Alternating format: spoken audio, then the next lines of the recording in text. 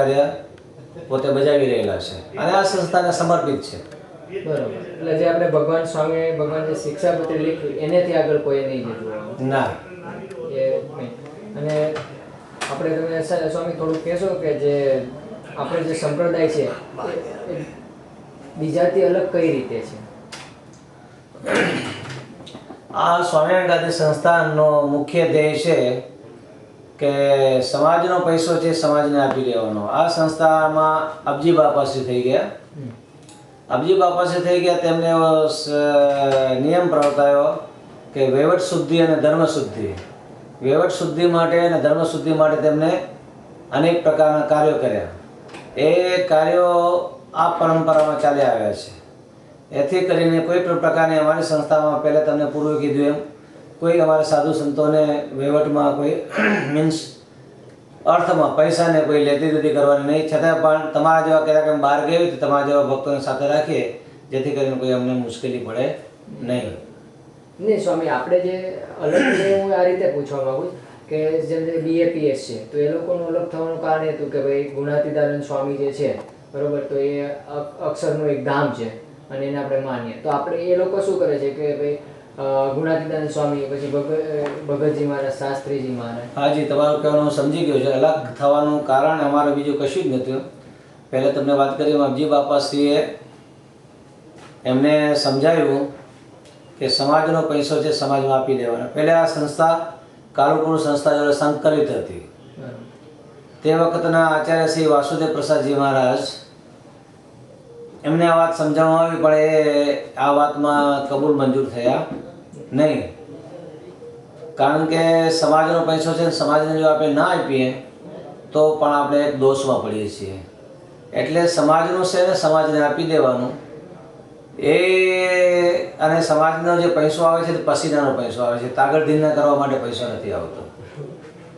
તો એ પૈસો પૂરેપૂરો સમાજમાં વપરાય. અને મુક્તજીવનદાસજી સ્વામીને ખૂબ જ ઈચ્છા હતી કે શિક્ષણનું અભિયાન કરવું. સમાજમાં જો શિક્ષણ ફેલાશે તો બધું જ તે ફેલાશે.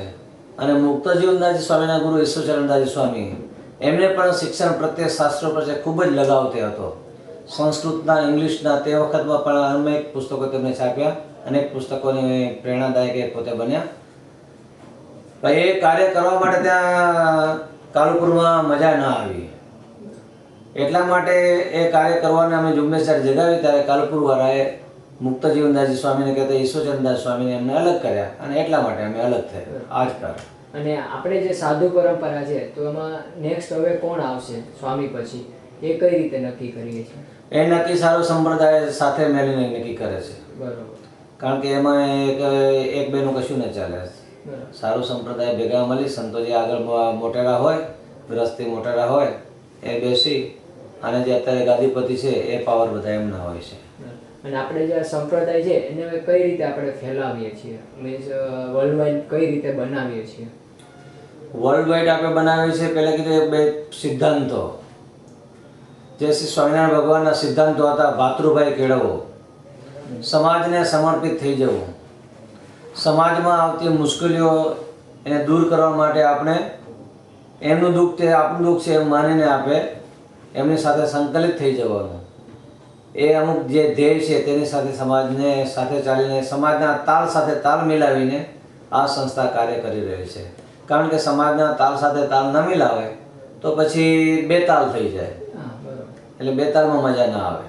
એટલા માટે જે સમાજને જેની જ્યારે વખતે જેની જરૂર હોય ત્યારે કોઈ આપત્તિ આવી હોય, કોઈ વિનાશ ભૂકંપ જેવું થયું હોય, કોઈ સાયક્લોન આવ્યું હોય, આ તે હોય, બધે જે આપત્તિ આવી હોય એમાં ખાસ કરીને તો આપણે શિક્ષણ અભિયાન પછાત લોકોને ઊંચા લાવવા માટે વધારે પડતું અમારું અભિયાન રહેલું છે. અને પહેલાં તમને કીધું એમ આ સમાજનો પૈસો છે સમાજને સમર્પિત થઈ જવો જોઈએ. અને આપણે સામાજિક કાર્ય અત્યારે જે સંસ્થા છે એ ક્યાં ક્યાં કરે છે? સામાજિક કાર્ય જ્યાં જ્યાં સંસ્થામાં મોટા મોટા કેન્દ્રો છે, જ્યાં જ્યાં સંત મહાત્માઓ રહે છે અને વિદેશમાં જ્યાં કેન્દ્રો ચાલે, ધારો કે અત્યારે કેન્યામાં ધમાલ ચાલી હતી. બરાબર. તે વખતે અમારા યોગાનુયોગ આચાર્ય સ્વામીજી મહારાજ પણ ત્યાં હતા.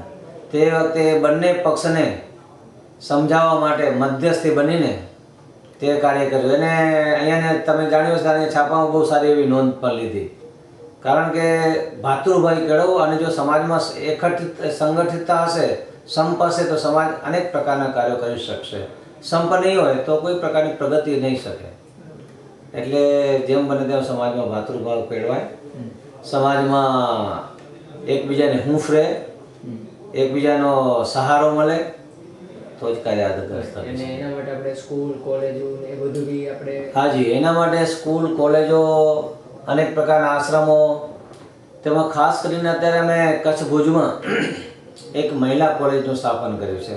છેલ્લા 5 વર્ષ ત્યાં ટોટલી મહિલા, એમાં નો એની જેન્ટ્સ, પટ્ટાવાળાથી માંડીને બધી જ ફેકલ્ટીમાં મહિલાઓ કાર્ય કરે છે.